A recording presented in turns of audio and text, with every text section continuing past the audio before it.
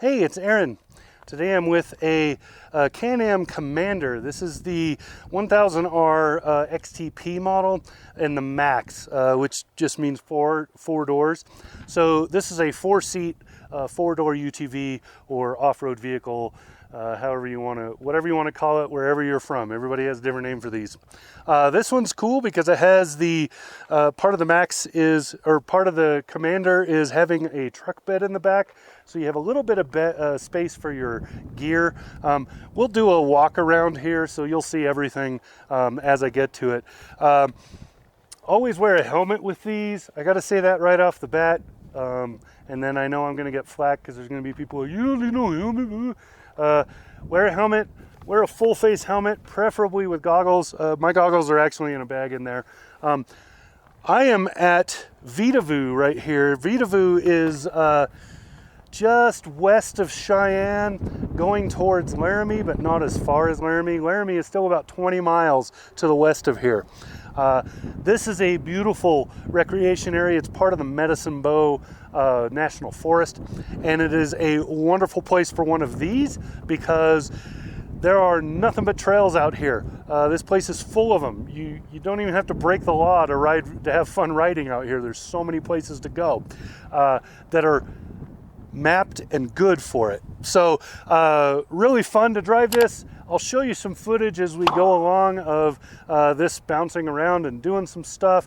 My kid was in the seat with a camera holding it and a phone holding it on several of these runs, trying to keep that, get the video footage that I could. A little bit of footage that he did standing on a rock and then he fell off the rock. It was hilarious. Didn't get hurt. It's all good.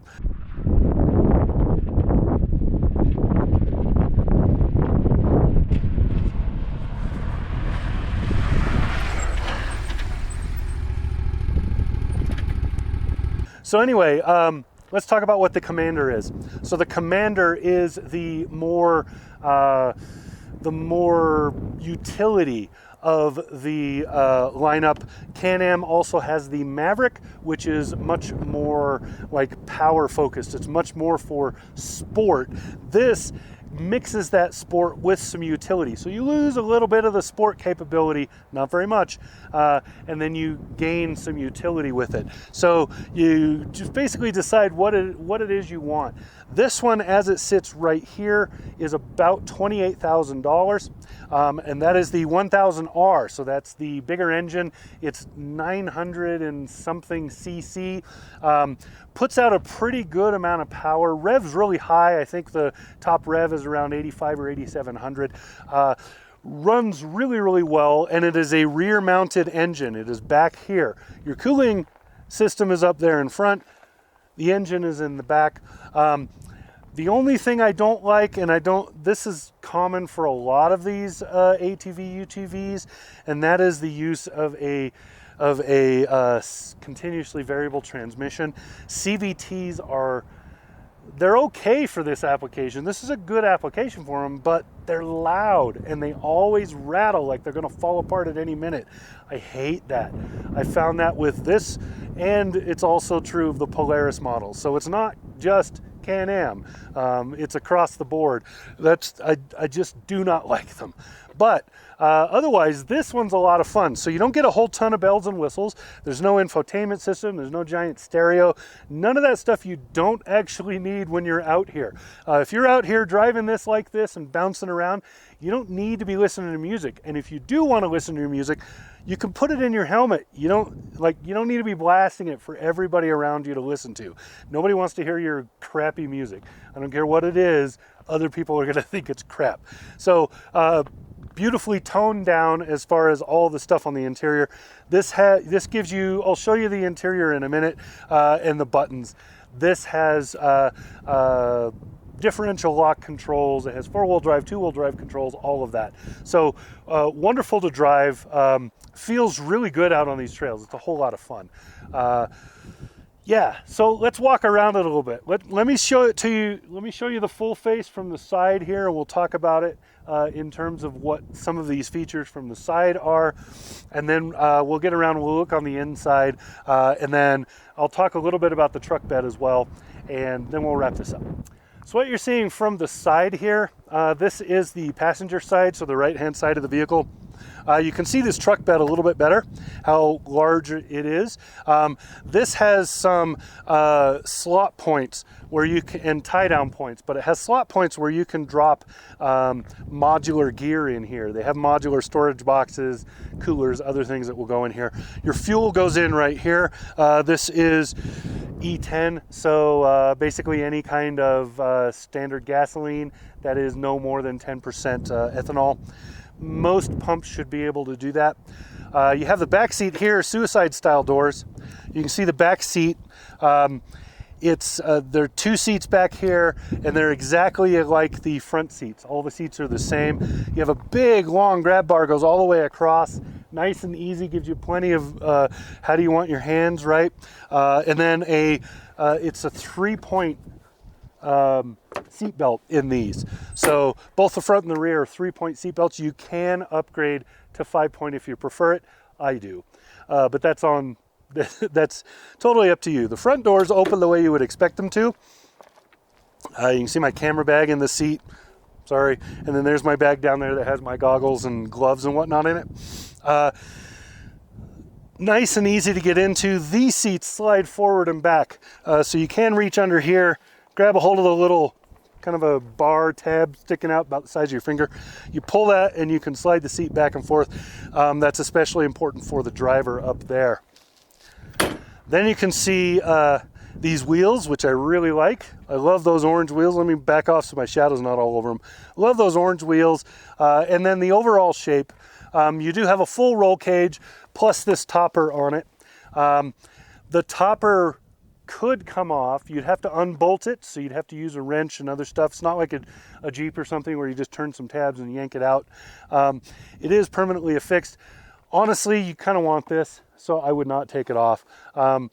It seems counterintuitive, but this, not only does this keep the sunlight from directly hitting you, this also somehow keeps some of the dust from just getting all over. And I think it's because just the dust wants to flow, and this gives it a place to go up, whether it's inside or out, so it's not so much in your face, especially in these back seats. Let's look at this cargo area really quick, and then I'll show you the controls up front. So from the back, I'm going to do it from this bit of a distance so that you can see not only these Fox shocks, so these are part of the package. This is part of the Commander. When you get the 1000R, you get these external reservoir shocks. There's also a tow point right there. It is for ATV towing, so it is those small trailers that just hook over that bolt. It is not for major, large trailers. This is not capable of doing that. This particular unit is owned by Can-Am. It's a press loan like any other car I get, so it's registered in Canada. To drive it in Wyoming, I did have to go get a ORV permit. They're cheap. The vehicle doesn't have to be registered in Wyoming. You just have to have a VIN number and proof of who you are, and then they give you a permit for the vehicle. It's $15 a year, easy peasy, cheap. You can get it at most dealerships. You can also get it at several places basically, if they sell fishing and hunting licenses, they probably sell this. That's kind of the easiest way to explain it. Truck bed, let's go to that. This is from Borderline Power Sports, south of Cheyenne, right close to the Colorado border, hence the name. They held on to this for me and did a lot to facilitate the press loan so I could have this for a couple weeks. Now let's talk about this utility bed. It opens like any truck utility bed, right? You got this right here, which is rated for a couple hundred pounds, 250 pounds. So a person could sit on this, you could set your cooler on it, whatever, you could drag it up like this so you could get to it, your water, whatever. Back in here, you got 4 D-hooks, 2 right here and 2 right there. Then you got these slots in the side. These slots allow you to put dividers in, so just like some 2x4s, 2x6s as dividers, or there are some modular things that will just fit in here, and then this will close and hold them in. So you can tie them down on the D-hooks. This closes and holds them in. There's spots right on here where those hook in, so you can drop them in, that kind of stuff. Can-Am has a whole accessory line for this, but it's a pretty good sized truck bed. You get a fair amount of stuff in here because you can stack it. You got tie down points. You got tie down points on this as well. So you got a lot of good utility back here, which is great. Trust me, if you're going to take this out and you're really going to go out with this, you probably want that. You're going to want stuff like this. You can take all your camping gear with you, so you can, like here at Vitavu, you can get through most of this with a truck and trailer, but it's going to be slow going and it's not going to be fun. The better option is to park somewhere. Like this is a campsite we're in right now, so the truck would get here just fine. It was easy to pull it in here. You could park park in a place like this, and then you can take this and go even further. Also, at Vitavu and a lot of other parks, there are large parking lots for people that are just day use, doing stuff like this, motorcycles and stuff. Last time we came up here last week, we parked there and then just drove this all through the park, because all of the trails here are ORV okay. So we did that. So you could do that. You could leave your rig, your truck and trailer down at the main area, not try to off-road it to get up here, and then just drive this everywhere with all your gear in it. And then I don't need to explain why this is great for hunting, fishing, all the other good time outdoor stuff. Let's go talk about the insides of this thing. And I got to figure out how to get the camera in place to be able to pull that off. Hopefully you can see everything. So what we're looking at here, this is the start-stop button. This has an RFID tag, so you carry this with you as a key. If it is not on that, this will not start. Not even the accessories will come up. So all it does is flash a little thing that says it won't start, there's no key. So you pop the key on there, you push this with the brake, and it will start. Most of your info is right here. This has your speed and your RPM or whatever else you want down here, and then you have fuel over here and other stuff. So just to show you what that screen looks like, hopefully you can see it. So here's your RPM, here's your speed. This is what you're in, 4-wheel drive, 2-wheel drive, etc. So if I pop it into 4-wheel drive, you'll see it shifted like that. This is your gear. Here is your fuel, and then over here is your heat, your engine heat. This down here, you can change it. You can have your battery, you can have how much fuel you got left, you can have a whole bunch of other things just by cycling through this menu button here. Sport mode, there's 2 drive modes. There's Sport and Eco. The top button right here decides which of those you're going to be doing. Honestly, I see no reason to be running in Eco mode. It's probably going to save you fuel. It does dampen the engine a lot, but what fun is that? Anyway, over here, this is the going through the menus over here. So you can have a trip menu and so on. They're really simple, so not really anything to show you. It'll take you 30 seconds to figure out what these do and you're good. This is your 4-wheel drive controls. Right now it's in 2x4, so it's rear wheel driven. Put it in the middle, you're in 4x4. You'd click it and that locks the front differential. You might have just heard a little sound. That was the front differential locking. If you click it again, it turns that off. Now you can see these lights changed when I did that.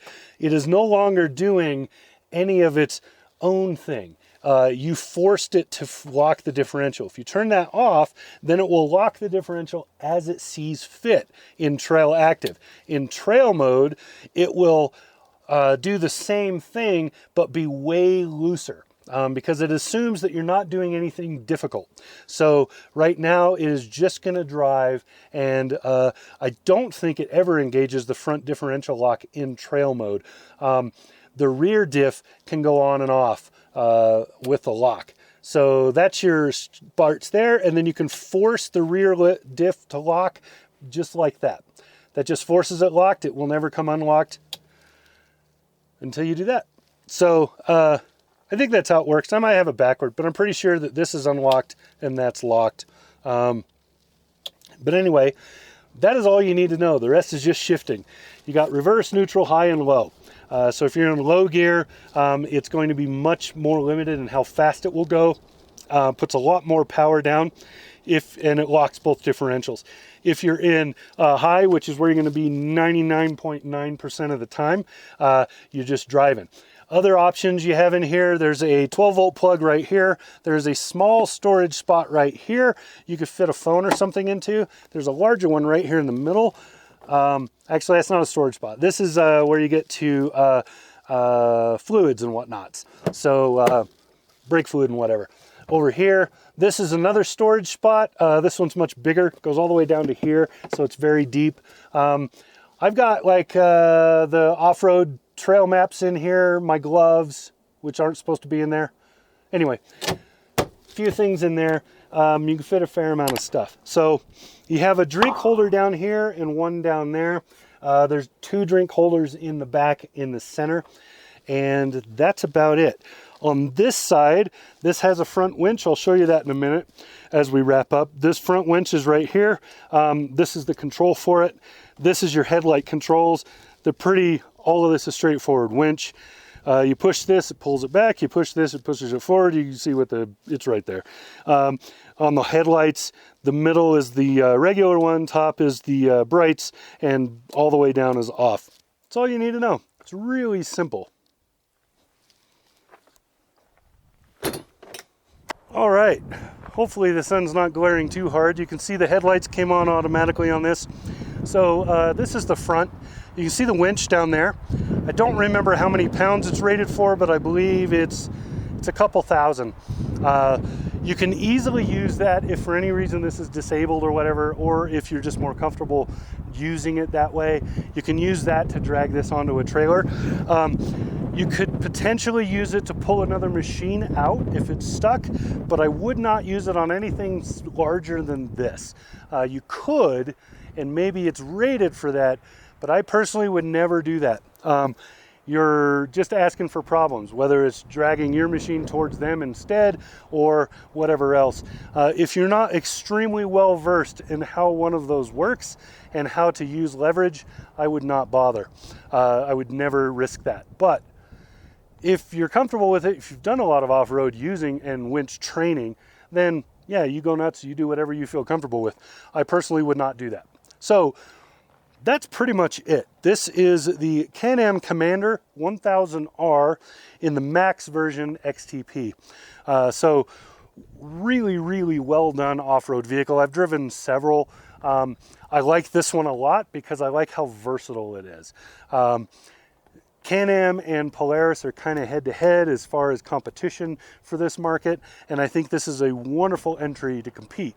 I'm not going to say whether one or the other is my favorite because honestly I don't have one. I really enjoyed driving this one. I've really enjoyed driving the Polaris machines. So what I will say is that as far as the overall utility goes, this is one of my favorites. I love that cargo bed. It's very versatile and useful. If you know how to use a pickup truck bed, you know how to do stuff with that. We're going to take this Can-Am, wait, this isn't the Maverick. This is the Commander. We're going to take the Can-Am Commander out on a short little trail really quick, just so you can get an idea what it's like sitting in the passenger seat. So yeah, let's go. This is a pretty simple little trail. Just keep pointing forward. It's got a lot of nice kind of fun elements to it. So pretty simple trail, but a good place to start out when you're riding one of these. We're up in Vidavoo in Wyoming, not too far from Cheyenne. It's just a well done machine all the way around. So that's it. That's what I got. This has been Aaron. Talk to you again soon.